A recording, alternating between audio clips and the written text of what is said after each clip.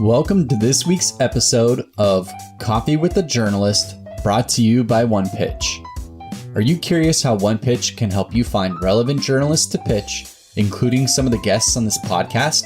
Head to our website at onepitch.co to learn more. Our featured guest this week on the Coffee with a Journalist podcast is Zoë Weiner. Zoë is the senior beauty editor at Well+Good, where she guides coverage of skincare, hair care, cosmetics, and the beauty industry at large. She's also the host of Zoë Tries It All, a YouTube series by Well+Good. During the episode, Zoë shares she receives between 500 to 600 emails per day, what kinds of companies and pitches she's most interested in right now, her upcoming stories launching for summer, and more.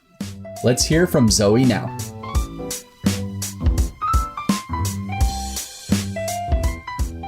Welcome, everyone. This is Coffee with a Journalist, where we talk to a real live journalist telling us how to pitch, how to make a better relationship, all that good stuff. My name is Beck Bamberger, and I'm your host as always. I don't even know what episode number we're on, 1 gazillion, something like that. We've been here a long time, and it's super fun. Today, live from New York City. Oh, I'm so excited. Zoë Weiner, who is the senior beauty editor at Well+Good. We rarely have beauty people on here, Zoë, so I'm very excited to be chatting with you today. I'm excited too. I feel like for all editors, but especially beauty editors, inboxes are the mountain of all mountains. So I'm excited to chat. Thanks for having me. Thank you. Okay, real quick, did you watch the Super Bowl though and see Rihanna? I did. Oh my and gosh, did she was amazing. Yes. And did you notice the not so subtle product placement, which apparently has made her brand go off the charts when she did a little compact moment? I thought that was great. The first thing I did was try to figure out who had the exclusive on the product. It was yes.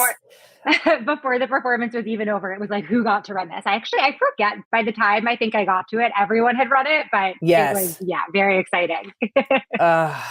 God. Okay. We had to put that in real quick. Okay. Zoë, how is your inbox and how do you organize it? My inbox is bonkers. It's really like, I don't know if it was like this 10 years ago. I feel like there are just so many beauty products these days that it is very overwhelming at times. I would say I get like between 500 and 600 emails a day, and most of them are pitches. Oof. And, it's a lot. And I feel lucky in the sense that, Well+Good, we cover beauty through such a specific lens, which is beauty as wellness and as care. And, so we're not necessarily going to cover every influencer makeup brand launch, which is a lot of what I get pitched, but it's a lot. So a lot of things get deleted pretty quickly, but I am also a very avid filer. I feel like I would lose my mind if I didn't have my filing system. And what is the filing system? So I've tried a few different ones over the years. And what I've landed on now is I've been using Gmail Tasks, which I just discovered a few months ago. And so I am someone who can't focus when my inbox has more than like 50 emails in it. I really prefer to see it as inbox 0. So what I do is I file everything out of my inbox into different categories. Like I have folders for skincare launches, hair care launches, experts that I want to work with, like everything goes into a folder, but then things that I want to address, but don't want to immediately address, let's say, then go into tasks. So I have tasks for invites to respond to. I have tasks for freelancer pitches to respond to, so that I can kind of, instead of like trying to tackle the whole inbox at once, I can then say, okay, I'm going to sit down, I'm going to go through the 40 invites that I got this week and look at my calendar, and like I'll be in the invites headspace. And then, or I can sit down and say, okay, I'm going to sit down and read through all of these pitches from writers and like really be in that headspace, because I've found like kind of switching from task to task to task to task, even within my inbox, it makes it really easy to get off track. So that's really helped me like stay on task. I have not heard like an endorsement for Google Tasks on here, this show. Maybe this is the new thing. It was new to me too. Yeah. And it seems productive for you, because some people, as we've heard, are just like, let it roll. If I have 59,000 unread emails, fine. And then we have the inbox 0 people and then everything in between. So quite interesting. Okay. I know. I remember when I first started at Well+Good, I would be there till like 8, 9 o'clock at night answering emails. And finally my boss was like, you need to understand. She was like, if you sat down and responded to every email, you would never write a single story. You would never do any single other part of your job. So, Yeah. Yes. That is truth. And no one has said that on here so clearly, Zoe. So thank you for saying that. It is impossible for any journalist, in my opinion, to respond to every single pitch. People have tried, but I don't see how that usually works.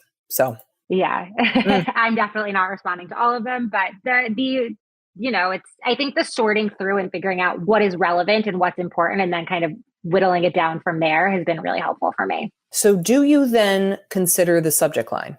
Yes. And what makes a great subject line? I need it to be really clear.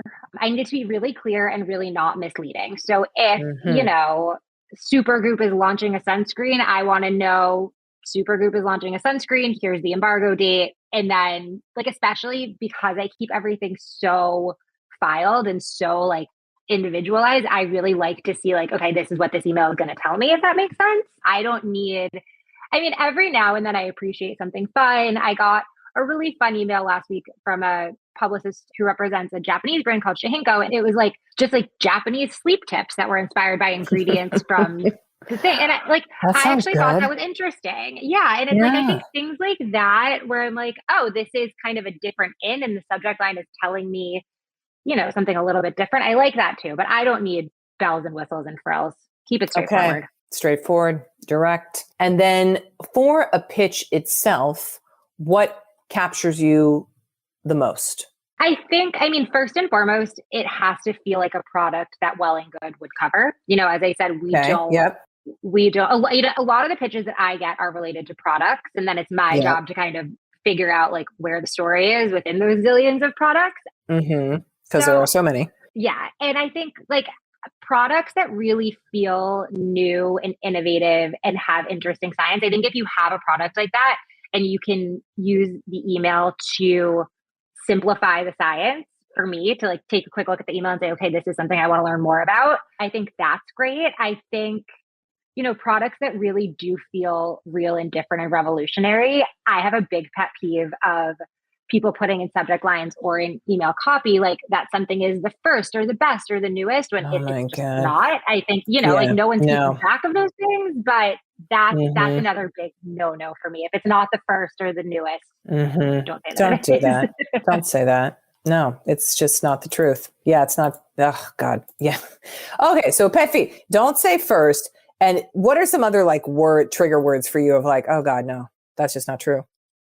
I'm always really wary of clean and sustainable and kind of all those beauty buzzwords that don't necessarily mean anything. And so much of it is branding and marketing. And I know that, people who are representing, that's so much of a brand mission. I think everybody's calling themselves clean these days. So that's not really drawing me in.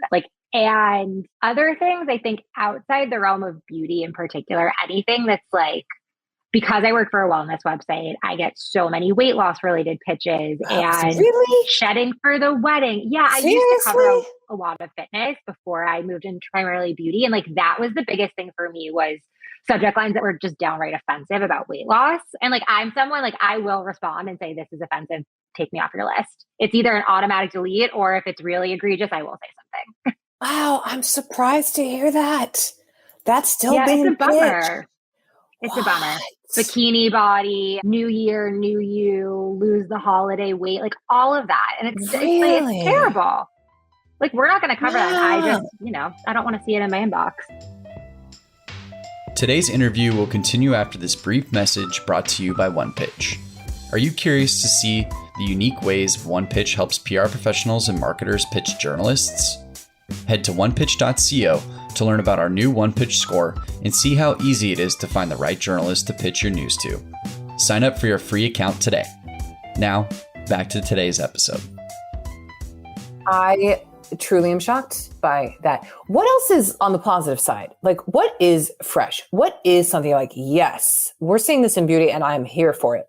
I think new approaches to anti-aging is something that I'm really excited about. This is actually something that was one of our trends for last year, but there's been so much backlash and conversation and just changes in the way that I think we as society approach anti-aging. And I'm really excited. Well, even when the word anti-aging. Yeah, exactly. And, I think we could do a whole other podcast on my thoughts on that term. Yes. But I think like what Yes. I'm really interested about right now is how brands and publicists are not necessarily marketing it in a different way, but I think like helping to push the conversation forward, because I think people are now thinking about skincare and concerned about quote unquote anti-aging at younger ages. And brands are introducing such cool science and such cool messaging about prevention. And that's what it's all about, like cellular health science and antioxidants. And that is something that I'm like, this isn't making people feel bad. And it's innovative. So that really excites me. Cellular health is like my cellular health. Yes. Is a favorite of mine. Yes. Okay. Do you ever want, Zoe, an exclusive or an embargo? Embargoes, I think embargoes are great because it means that we get the information about a product long before it's launched, which gives our team time to test it. Ideally, like we'll have 4 weeks to be able to test a product to really say, okay, it does what it says it does or it doesn't. And exclusives, we rarely, trying to think the last time we did a beauty exclusive. If it feels really right for us, we'll take it. But I feel like so many of the exclusives in beauty are like, for example, like what was the pressed powder that Rihanna used during the Super Bowl? And like, someone definitely had that exclusive. And like, that's just not quite in our wheelhouse. So we don't do, I think, as many as probably other beauty publications do. And maybe somewhat related to that, since we are talking about pitching, you have had a number of articles. Oh, I'm a podiatrist and this is how you do this. Oh, this is what it means. I'm a cardiologist and this is what this means when you're out of breath on the stairs and things like that. Do you want pitches that are in that vein of here's this expert, ideally a doctor, I would imagine, and here's them explaining something we're maybe experiencing? Yeah, I love that type of pitch. I think the only issue, it's really rare that I'll get a pitch like that in my inbox and that's what the story is, if that makes sense. Yeah. Like those stories so often will come from just like getting a podiatrist on the phone or getting a dermatologist on the phone and kind of seeing what they have to say. And I think stories are more interesting that way, honestly. I think when I get like those, I'm a dermatologist and here's how to, get the clean girl skin from TikTok. I get like 25 of the same pitch, let's say. That's another pet peeve, by the way, is like all of the TikTok trends, some of which are like kind of problematic, not things bogus that we would cover. Just like, I don't need another vanilla girl, clean girl, whatever girl in my inbox. It's enough. Don't have girl in your pitch. Don't. Yeah. God. Or things that were trending like a year ago, and it's like the hottest new skin trend is slugging. And it's like, it's what? No. Like, it's just, I don't know. That's another beauty tip, I guess. What beauty blender in your pitching? No. Okay. Zoe, we have a little like fast-paced yes or no type of thing. Shall we go through that just for fun? Yeah. Okay. Rapid fire. Here we go. Video or phone interview? Phone. Bullet points or paragraphs? Bullet points. Short or long pitches? Short. How short? As short as possible. If I need more information, I'll ask for it. I want to see someone pitch in 2 bullet points and get a story out of that. Yeah, right? What is it? Oh, this is giving me an idea. Oh no, Jared's going to be so mad. Of like a pitch fest or something, or like a pitch hackathon where it's like, who could write the pitch in the shortest amount of words that then gets picked up, to a panel of media or something. They're like, yes, 7 words done. Story. Like, I love that. That would be amazing. Okay. We'll talk about that later. Okay. Images attached or Dropbox zip file? Images attached. Okay. Pitches in the morning or at night, or who cares? It doesn't matter. Email or Twitter DM? Oh God, never DM me. Email only. Never DM Zoe, everybody. Okay. 1 follow-up or multiple? 1. Oh my gosh. 1. 1 and done. That should be the tag for all journalists. Okay. Direct we talked about this, but just to clarify, direct or creative subject lines? Direct. Press release or media kit? Media kit. I like to have the pictures. Okay, that's good. Zoe, for those who don't know you yet, maybe they haven't been to New York to have a coffee with you or whatever, is there a way people can build a relationship with you? Yeah, Instagram is kind of my communication of choice. I feel like that's really that's still the beauty stronghold. It's funny, like at beauty events, nobody has business cards. It's just, I'll Instagram. follow you. Yes. So in that situation, I'm like, don't DM me, but you can track me down on Instagram, I suppose. I go through my Instagram, like bulk DMs, I would say once a month. So it just may take me a second to get back to you. Good hot tip on the Instagram. Okay. Is there anything you want to promote, mention, highlight? This is our time to mention you. Yeah, come on over to Well+Good. We've got some great beauty coverage. As we're getting into hopefully some warmer months, we have everything you need to learn about sunscreen and some really exciting sunscreen things happening for summer, which is my nerdy beauty passion. You can follow us on TikTok and get some of that information too at I Am Well+Good. Wonderful. Zoe, thank you for being here today. How exciting. Oh, awesome. Beck, thank you so much for having me. I'm going to follow you on Instagram. You are so welcome. And do not put girl in your pitch. People. No girls. No vanilla or anything. No girls. Okay. Oh, that's good advice. That is good advice. That's just good advice in general. Don't be calling people girl. Yeah, I was going to say, don't give me like a hey girl if we've never met either. Oh, God. Oh, no. Oh, no. Man. Zoe, thank you so much. Appreciate it. You have a good one. Thanks, Beck. You too. Bye-bye. Thanks for listening to this week's episode of Coffee with the Journalist featuring Zoë Weiner from Well+Good. For more exclusive insights about the journalists on this podcast, subscribe to our weekly podcast newsletter at onepitch.co/podcast.